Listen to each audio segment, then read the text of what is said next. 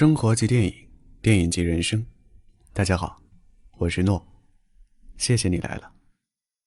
从没见过这样的老板，往座里兑水不说，还对客人吆五喝六。你要是不买，就快点走人，我这里不缺你那1毛2分的。说这话的是村里10大支的土财主旺来，人有钱了，自然底气足，毕竟村里就他一家有拖拉机，无论是去城里运货还是倒卖石块，没了这个交通工具都是纸上谈兵。旺来是个精明的男人，他用几分钱收购村民打下的石料，拉到城里转手就卖1块多。照这样干下去，想不发财都难。可吃喝不愁，家境殷实的男人也有烦心事。几年前，旺来花了5000块钱买了个漂亮媳妇儿，他不求别的，只愿家里能添个大胖小子，但天不随人愿。杏花的肚子自始至终都没鼓起来过。在此期间，旺来尝试了各种办法，喝草药、看中医，甚至是求神拜佛。久而久之，求子心切的男人将过错全推到妻子身上。他看见杏花就来气，生不出孩子的女人一文不值。无所依靠的杏花也只能任其打骂。白天干活时，已经生了3个娃的瑞凤到工地上给丈夫送饭。她撺掇村民说是石料的价格越来越低，辛辛苦苦干了几天还不够家里的开销。旺来也不争辩，只淡然说道：嫌便宜就自己去城里卖。瑞凤不敢和他硬碰硬，只在后方呼喊：我这妇道人家哪有那本事，我也只能给男人多生些娃娃。明显这是在挤兑旺来。在他们看来，女人的价值就是生孩子，生不出来那就要受万人唾骂。由此可以想象杏花每天过的是什么日子。她就像是不知疲倦的老牛，家里的小店还有地里的农活全由她来操持。除此之外，还要忍受丈夫的冷嘲热讽。长此以往，杏花变得沉默寡言。不过她也有开心的时候，只有和福林待在一起，杏花才表露出真实的情感。外表俊朗的福林是名副其实的文化人，但那个年代，读书人还是要向财主低头。不久之前，福林找到旺来，他想在村里种些树搞绿化。挖石块虽然来钱快，但不是长久之计，资源总有被用完的一天。旺来不懂这些深奥的大道理，他只知道这年头谁有钱谁就有话语权。两人话不投机，福林便直奔主题。他想借用拖拉机搬运树苗，可旺来也是个不能吃亏的主。他明确表示拉树苗可以，但必须给家里干活抵油钱。福林虽有怨言，但为了自己的事业还是点头答应。自此之后，杏花干活时身边就多了个善解人意的男人。接触时间长了，杏花就格外照顾福林，不仅给他喝糖水，就连店里的生活用品也一个劲的往外送。这个善良淳朴的女人值得被好好对待。奈何旧社会的陈旧思想深入人心，晚上旺来又给他端来一碗中药，虽然气味刺鼻，但杏花还是喝了下去。喜笑颜开的男人急切地扒开了妻子的衣服，不料杏花却来了月事。旺来气得破口大骂：这么贵的药给你喝了多少了？你这肚子怎么这么不争气？说罢又对他拳打脚踢。杏花满腹委屈，却又无处可说。隔天一早，村里锣鼓喧天，鞭炮齐鸣，原来是又有新媳妇进门。杏花想融入这喜庆的氛围，可脸上满是沧桑。她想，婚姻也许并没有想象中那么美好。病急乱投医的女人进了庙宇就跪拜，只要有了孩子，生活就能好起来。这一幕刚好被上山砍柴的福林撞见。他告诉杏花，这破旧的房屋不是什么神庙，只是古时候留下的低楼，说起来也是颇具价值的古迹遗址。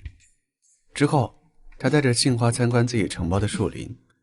原本愁眉苦脸的女人见着郁郁葱葱的树苗，心中只觉得豁然开朗。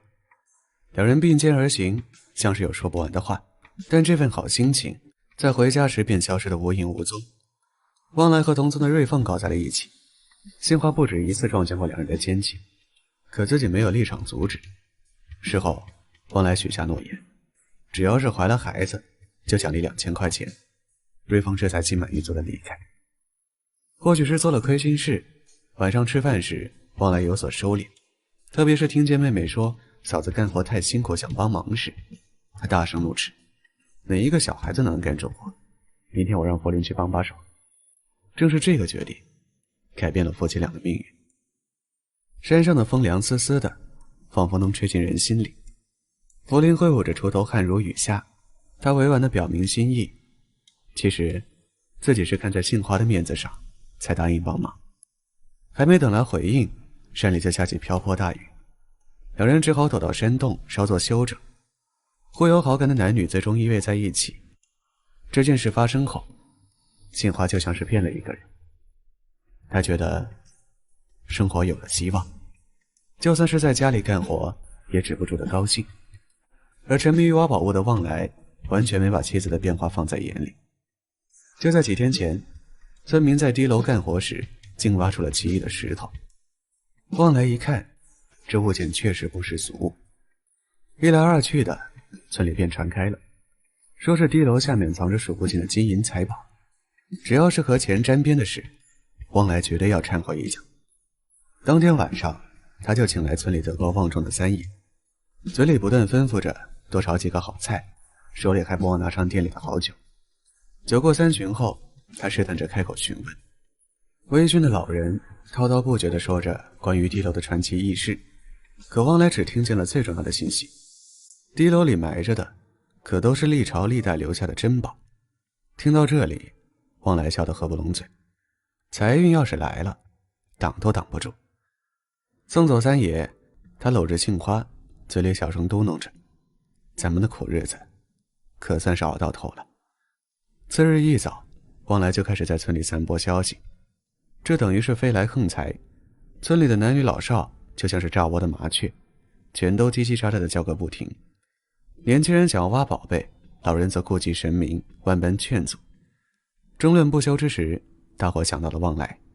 作为村里首屈一指的大人物，他有资格评判。殊不知，这正合了狡猾男人的心意。他当即拍板拆低楼挖宝贝，为了博个好彩头，也表示对神灵的敬重。众人准备杀猪祭拜。旺来忙得热火朝天，脚不沾地。妹妹站在一旁，似乎有话要说。她察觉到自家嫂子最近不太对劲，便想提醒哥哥，但钻在钱眼里的男人哪顾得了这些。他忙着杀猪祭祀，没过一会儿，盆里盛满猪血。杏花闻不得这血腥的味道，随即跑到墙边呕吐不止，任谁见了都像是怀孕似的症状。祭品摆弄好之后，一行人浩浩荡荡地向着敌楼进发。他们故作虔诚地祭拜仙灵。随着旺来一声令下，众人开始挖土寻宝。这时柏林上前劝阻，这是国家文物，不能随意改动，要是被发现了可是重罪。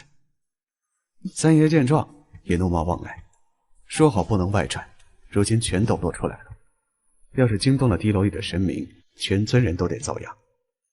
可没人愿意搭理他们。金山银山就摆在眼前，只有傻子才会按兵不动。男人们喊着口号，举起铁锹，迫不及待地动土开挖。旺来就像是总指挥，不停地指点江山。杏花也因此落了个清闲，她肆无忌惮地帮着福林打扫屋子、洗衣做饭，不知道的还以为福林才是她的丈夫。经过长时间的相处，杏花早已放心安许，再加上最近身体异常，她明白自己可能是怀上了孩子，于是摆上酒菜，准备和福林好好谈谈。杏花一把抱住心爱的男人，她想离开旺来，追求全新的生活。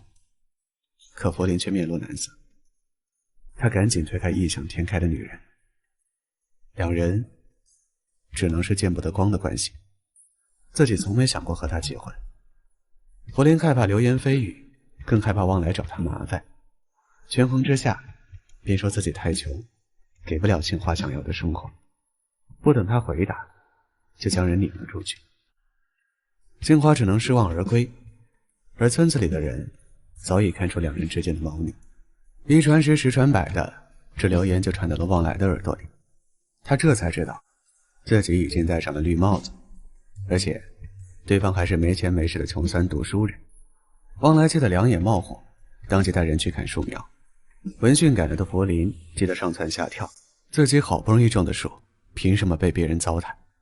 汪来一把揪住他的衣领，大声责问：“你还敢出声？勾引别人老婆的时候，不是挺开心的吗？”福林自知理亏，便任凭处置。可汪来不依不饶，继续砍树。福林心疼自己的树，便不顾脸面跪下求饶。事情再闹，两人都有失体面。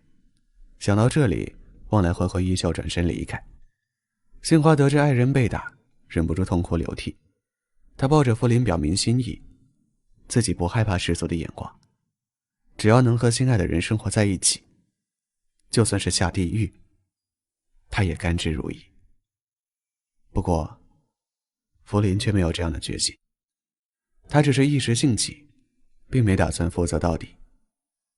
杏花这才明白过来，以前的山盟海誓只是虚无的幻影。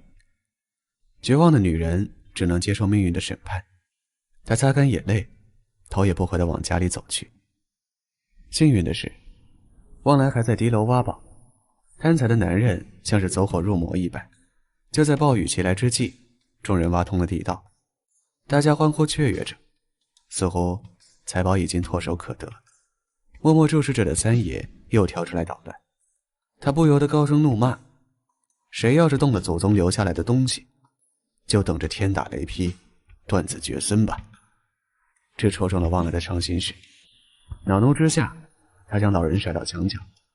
随后，众人一拥而上，哄抢宝物。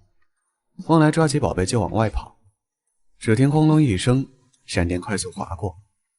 仔细一看，手中的宝贝竟是阴森可怕的骷髅头。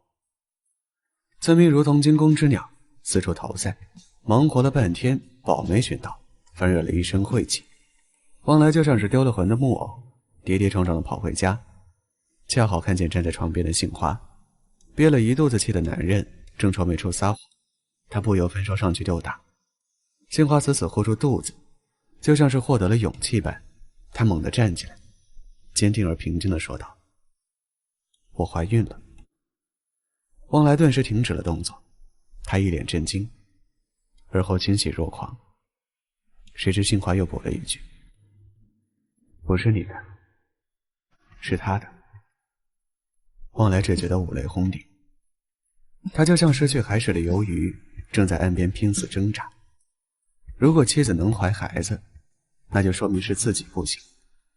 接二连三的打击让汪来痛不欲生，他祈求杏花只要留住肚子里的孩子，一切都好说。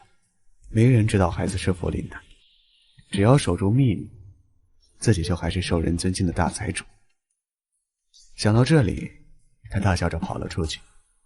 汪来想告诉所有人自己有了孩子，可地楼里空无一人，还没等他出来，地基不稳的大楼突然倒塌。汪来终究与心中的宝物埋在了一起。风波过后，杏花终于重获新生。他不愿留在这个伤心之地，自己和肚子里的孩子值得更好的生活，于是背着行李远走他乡。春风拂过他的脸庞，美丽的杏花也迎来了生命中最美的季节。杏花三月天由尹力执导，于1994年在中国上映，主演张国立以及蒋雯丽算是久经沙场的老演员，而这部影片则是两人第一次合作。自此之后，他们就成了荧幕上的最佳搭档。故事主要讲述了农村女人杏花的坎坷人生，放到现代社会来说，杏花绝对配得上优秀二字。她生得漂亮，性格善良，而且不怕吃苦，但在那个社会，这些都不重要。他们衡量女性的标准只有一条，那就是能不能生孩子，又或者是能生几个。偏偏杏花结婚几年还是一无所处，自尊心极强的旺来自然不会承认是自己的问题，于是所有的罪责全由杏花揽下。不仅是村里人对他指指点点，就连自己也觉得罪孽深重。难道女人的价值就是生孩子吗？放在今天，很多人都会嗤之以鼻，生孩子应该是选修课而不是必修课。如今也有很多丁克家庭，难道他们都没有价值吗？答案显然不是。所谓的价值是看个人的理解。像望来集村子里的人，他们是愚昧无知的，长城脚下的文物，这群人说挖就挖，他们骨子里不坏，只是落后的思想跟不上时代。望来只知道挖到宝物能换钱，什么文物保护他一概不知。这种现象在偏远农村屡见不鲜，无论是哄抢文物还是重金求子，全部都是真实且正在发生的事件。很多人说女人不生孩子就无法获得幸福，但人本来就是自由且独立的个体，每个人都有不同的生活方式，又何必强求别人必须同意自己的观点？或许你觉得理所当然的事，对于别人来说是天方夜谭。世界上存在太多种不同的声音，我们要做的不是盲目听从，而是遵循内心最真实的想法。电影初见，看电影最真实的一面。我们下期见。